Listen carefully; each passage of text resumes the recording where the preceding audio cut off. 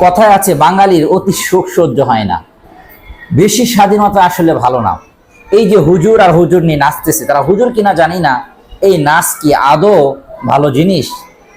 আপনি নাচতে চাইলে বাসার মধ্যে নাচেন, বা কোথাও লুকিয়ে আপনি নাচেন।